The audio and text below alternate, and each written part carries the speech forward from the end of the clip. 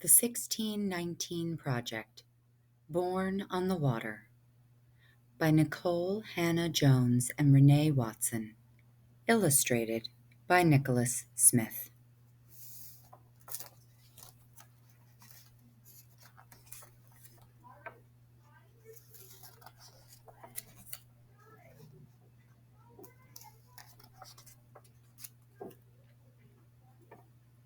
Questions. My teacher gives us an assignment. Who are you? She asks. Trace your roots. Draw a flag that represents your ancestral land.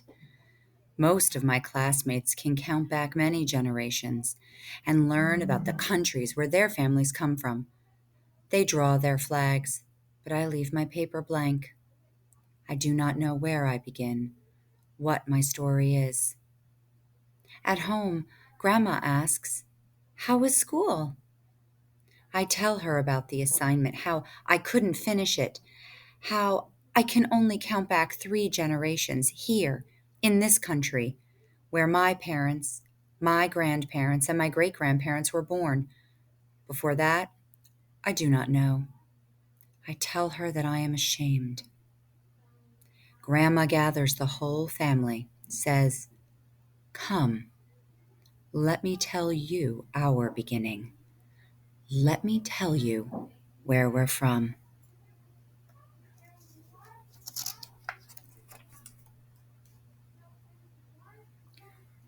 What Grandma tells me. They say our people were born on the water, but our people had a home, a place, a land before they were sold. 400 years ago, in 1619, our ancestors were taken and brought here on a ship called the White Lion a whole year before the Mayflower arrived. But before that dreadful voyage, there was a time when they did not pray for freedom. There was a time when they did not sing about overcoming. Their story does not begin with whips and chains. They had a home, a place, a land, a beginning. Their story is our story. Before they were enslaved, they were free.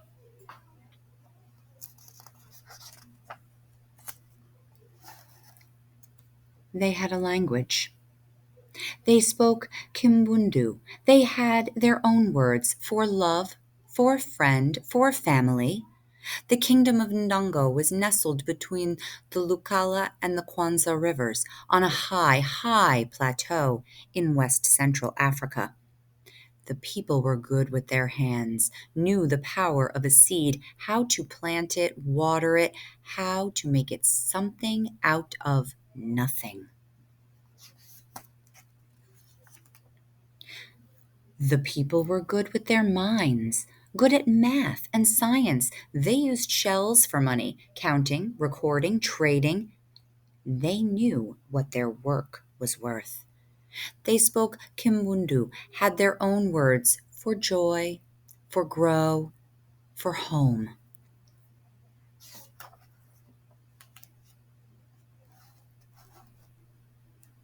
Their hands had a knowing. Their hands had a knowing. They knew how to hold a baby close, how to rock the child to keep her from crying. Their hands knew how to mix herbs, how to get the just right flavor for a meal. Their hands knew how to beat and twist and shape iron, how to make gardening tools, armor, and weapons. Their hearts had a knowing. They knew how to make work joyful, how to create rhythm by pounding the tools against metal, knew how to make music to keep them company as they worked. Their minds had a knowing, worldly, curious, sharp. When they met the white people, they learned quick, taught their tongues to speak Portuguese, taught their eyes to read strange words. They knew how to mix the old with the new, how even an ancient people always had more to learn. And they danced. And the people moved their feet, moved their whole bodies to the melody of horns and stringed instruments, of marimbas and drums. They danced to celebrate, to mourn. They danced as a way of worship, to offer thanks. Their bodies a song under the open sky and bright sun. Their bodies a swaying testament to the beauty of creation.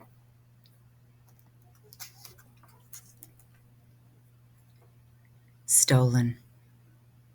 And the white people took them anyway, kidnapped them, baptized them in the name of their God, stamped them with new names. Ours is no immigration story. They did not get to pack bags stuffed with cherished things, with the doll grandmama had woven from tall grass, with the baby blanket handed down from generation to generation all the way back, so far back that it carried the scent of the ancestors. They could not hug their fathers and mothers, daughters and sons, hearts thumping in rhythm, clinging to that final sweetness before the parting. No promises whispered from mouth to ear of seeing each other soon.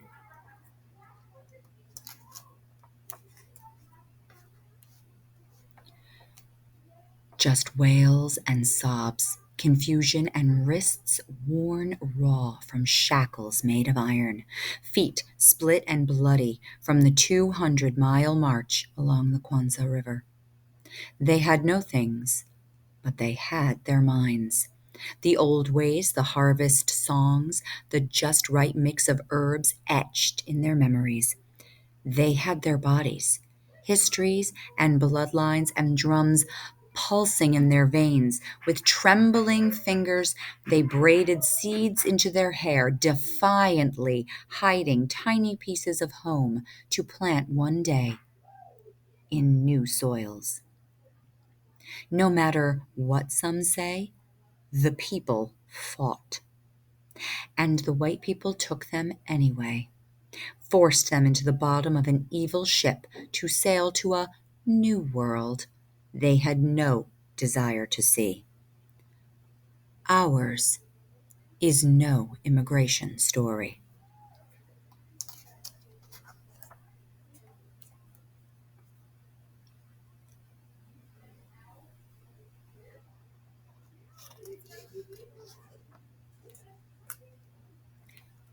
The White Lion. No one knows how long it took before they knew they would never see Ndongo again, never run along the high, high plateau, or throw their heads back in giggles with their best friends. Maybe it was the second month, or the third, when they had not seen their land, or any land. For so many days, they could no longer count.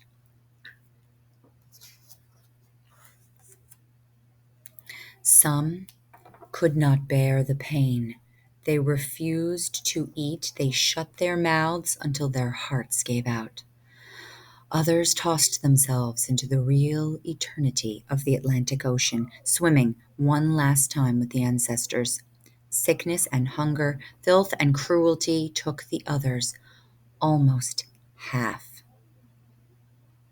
But those who did not die resolved to live no matter what. Packed in dark misery, strangers chained together, head to feet, hip to hip, in the bottom of a ship called the White Lion. They saw that these strangers, men, women, children, kidnapped too, from many villages, these were their people now. These many people became one people, a new people. And that is why the people say, "We were born on the water. We come from the people who refused to die."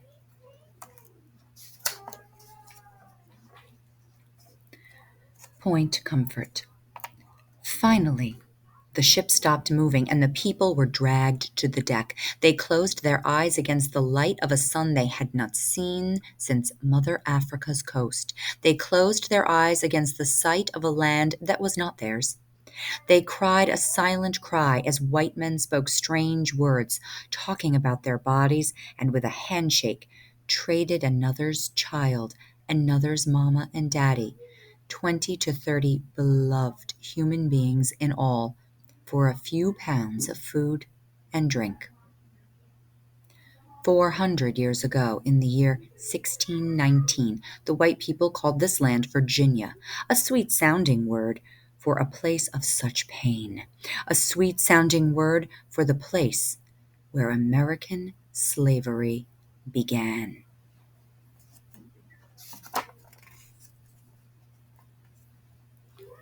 Tobacco fields.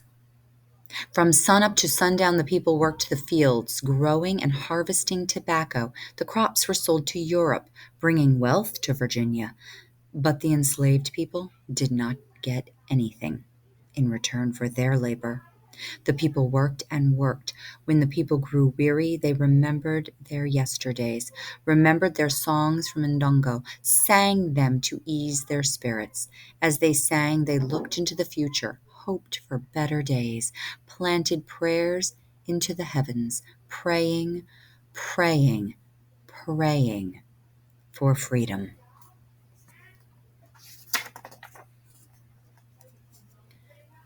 How to make a home. After a long day's work planting tobacco in the fields, after brutal treatment, after nothing to show for their hard work, sadness would come, a longing for Ndongo, for the mamas, for the daddies, for the friends they could no longer hug and talk with under the warm sun. "We are in a strange land," they said. "But we are here and we will make this our home. We have our songs, our recipes, our know-how. We have our joy. We will love, laugh, sing, and hug our children as tight as you can hold a child. We will survive because we have each other." And so the people planted the seeds they'd carried over the ocean, snuck to visit one another in the dark of night, sang songs, swapped tales of yesterday, remembering, remembering. And the people learned new words for love, for friend, for family, for joy, for grow, for home. "We are in a strange land," they said, "but we are here and we will make this home. We have determination, imagination, faith. We will survive because we have each other."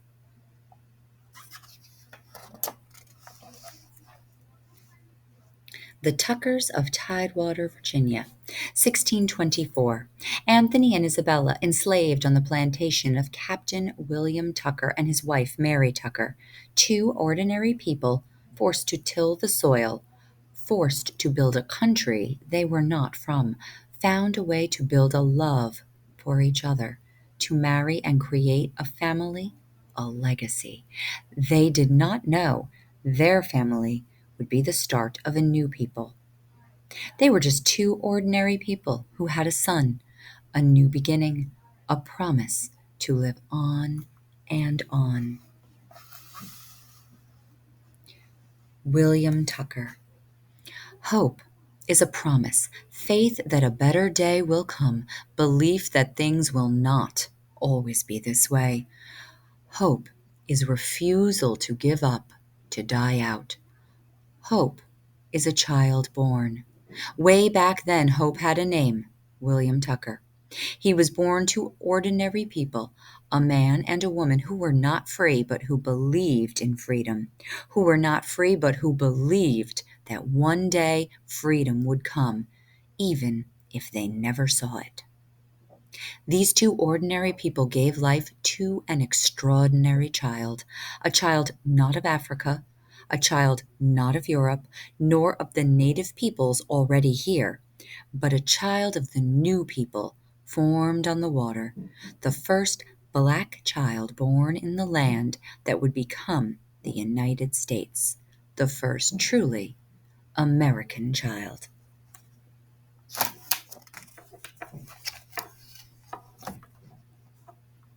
Resist. Life was hard, and it would get harder for the generations to come. White people told the people they were not human, that the people were things to be bought and sold and given as gifts alongside horses and chairs. When the people were beaten, they said the people did not feel pain. When they sold the people's children, they said the people didn't love. These were lies they made up so they could feel okay about slavery. It is wrong always and forever to own human beings. It is wrong always and forever to treat human beings like things. The people fought back. For 250 years, the people resisted every day in ways big and small. For 250 years, the biggest resistance of all was that the people kept living.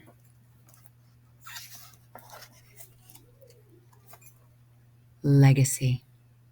And the people who were born on the water survived, kept living and living. It was illegal to teach enslaved people how to read, but they birthed generations of teachers and librarians, scholars, and authors. They were broken-hearted, beaten, and bruised, but they became healers, pastors, and activists, doctors, and counselors. No one could steal the people's joy. They wrote songs, created jazz and hip hop, rhythm and blues. They became inventors and athletes, nurses and cooks, pilots and architects, farmers and housekeepers, singers and artists, dancers and poets, mathematicians and scientists. They passed on their stories through the stitch of a quilt, shared secret messages through songs. The people survived, the people fought.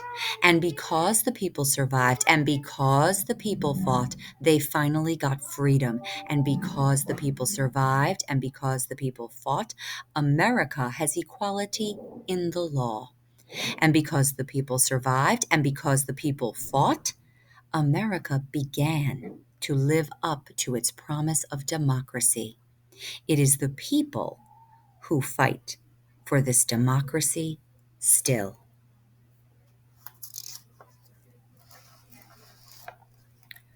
Pride. Grandma looks at me and my brother and tells us this is why we say Black Lives Matter, why we celebrate Black Girl Magic, why we believe we are our ancestors' wildest dreams. Never forget we are their hope. Never forget you come from a people of great strength, Grandma says.